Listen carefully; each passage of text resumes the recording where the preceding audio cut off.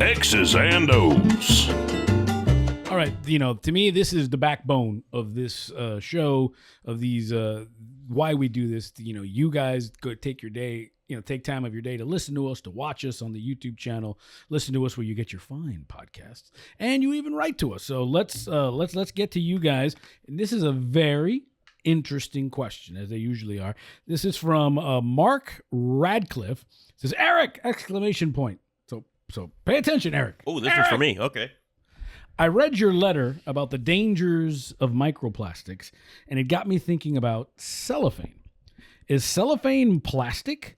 Is that plastic rubbing off on the cigars that we're smoking? Say it ain't so. That's Mark Radcliff from the 757. Ooh. Oyster Point, Nice. Virginia. And we all know Virginia is for lovers. Virginia is for lovers and for Mark. Hey, Mark, hey, Mark, I don't want to get in your business. I'm just saying. So, Mr., I love the say it ain't so. I'm a fan of that. That's say it ain't so, Joe. Yeah, no, from the White Sox, right? Yeah, the Black Sox. So, cellophane, is this a four-letter word here? Is this a dirty little No, thing? not at all. Jimmy, did you get a chance to read the letter from the editor that Erik wrote?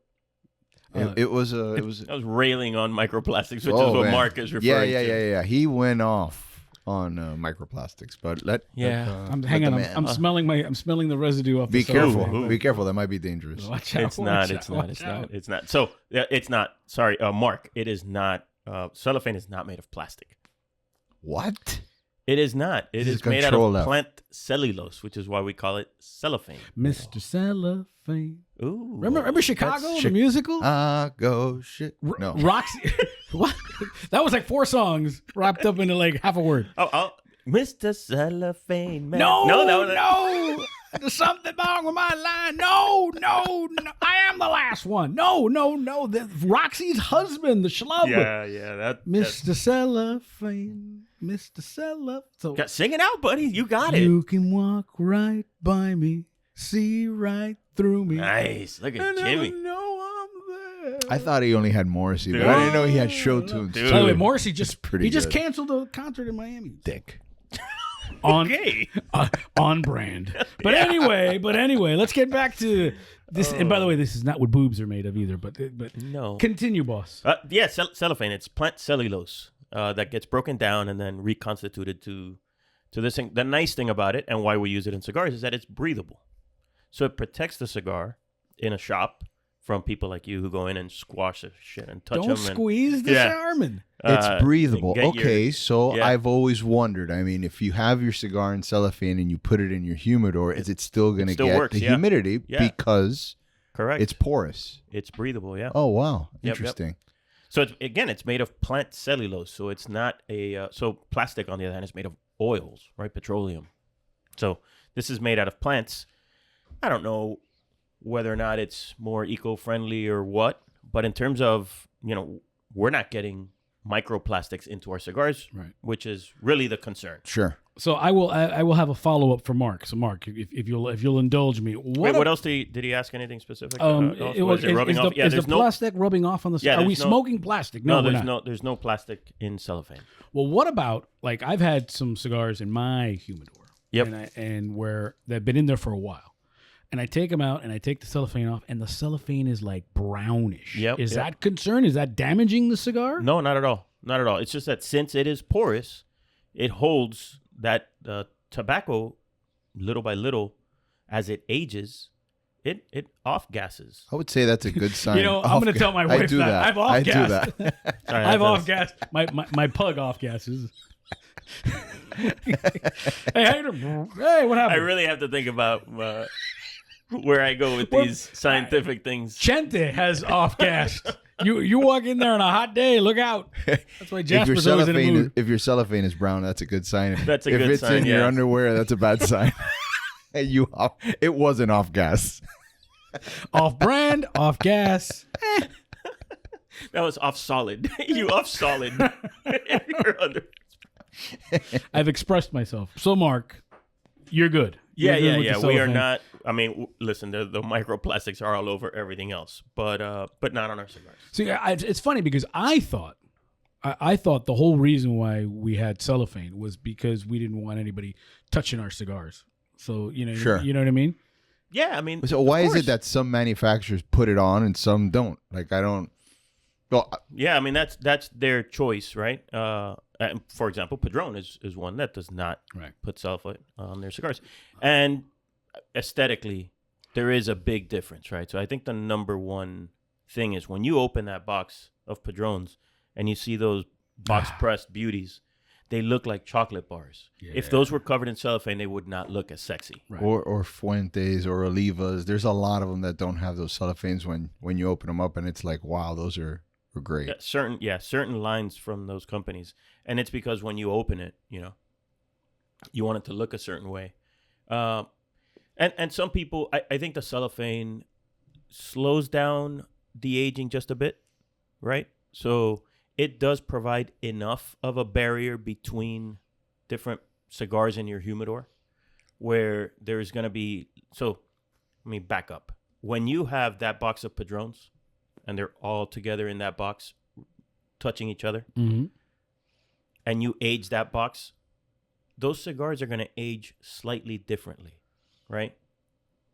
They don't have that extra barrier to get through.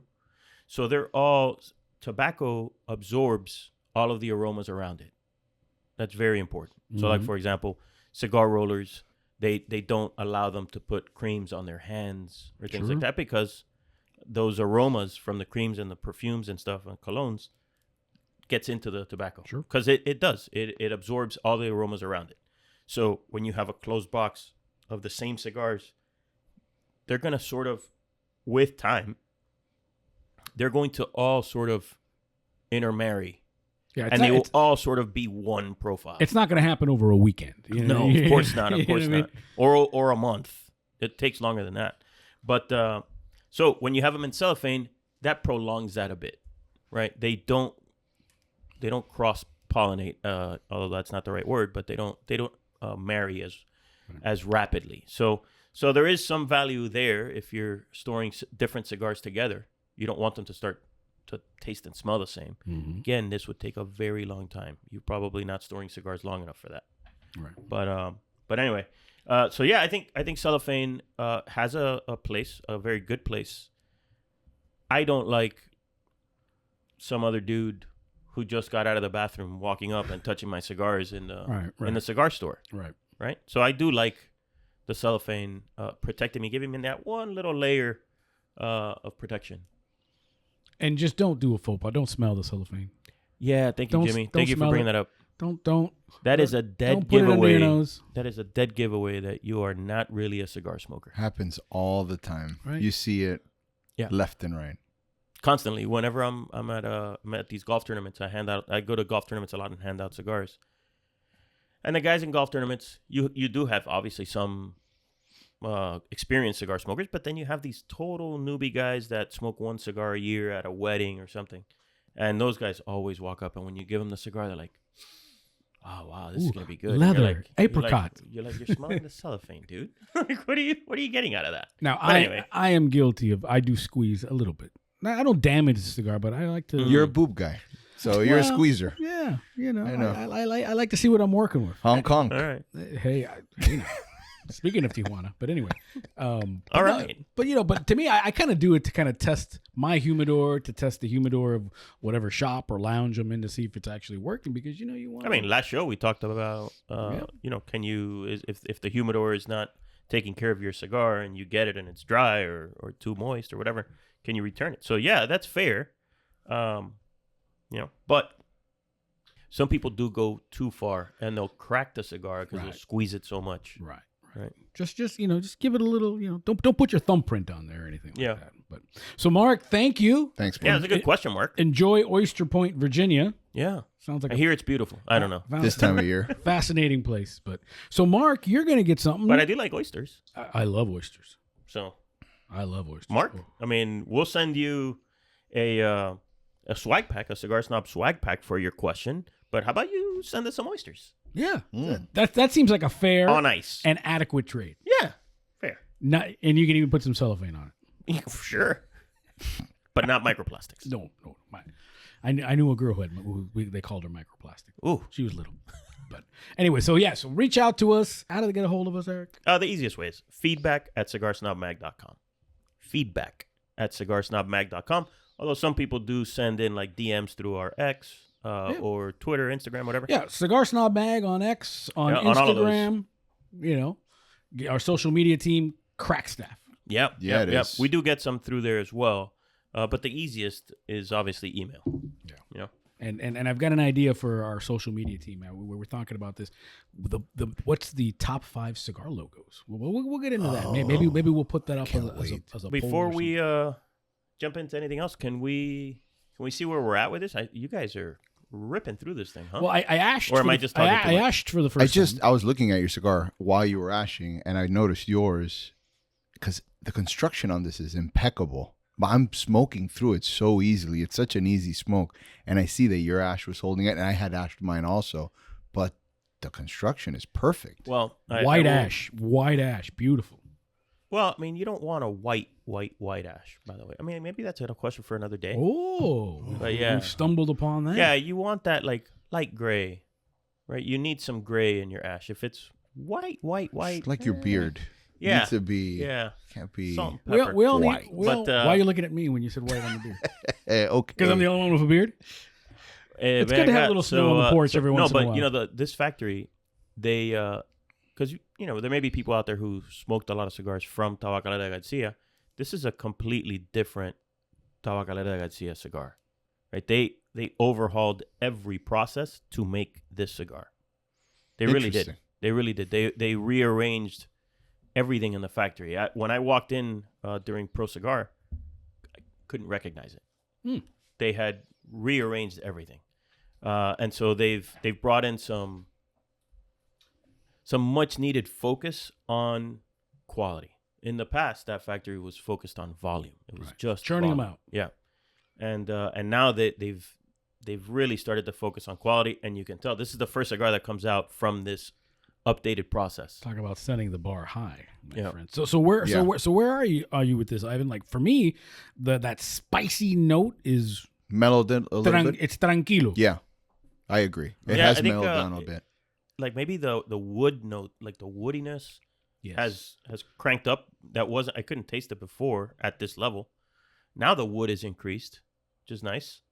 I think the nuts were like very roasted nuts before. Now they're more like a toasted almond kind of nut. I don't know. That's where I'm at. Yeah.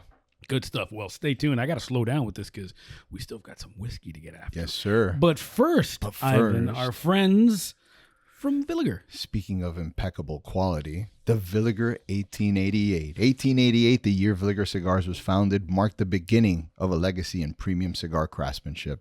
The heritage gave rise to the Villiger 1888, the first handmade premium cigar to bear the Villiger name. Expanding the historic line, Villiger introduced the 2 notable additions in the Villiger 1888 Nicaragua and the Villiger 1888 Dominican Republic. Villiger 1888 Nicaragua, crafted at the Villiger de Nicaragua in Esteli, offers a medium-bodied experience with flavors of wood, natural tobacco, earth, and pepper. This cigar showcases a rich, complex profile as characteristic of Nicaraguan tobaccos. The 1888 Dominican Republic presents a balanced, medium-strength smoke and full of complexity.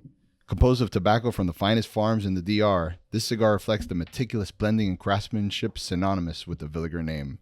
Whether you're drawn to the robust notes of the Nicaraguan or the nuanced balance of the Dominican Republic, both cigars honor Villiger's enduring commitment to quality and tradition. Go out and try one today. Thanks for watching Cigar Snob on YouTube.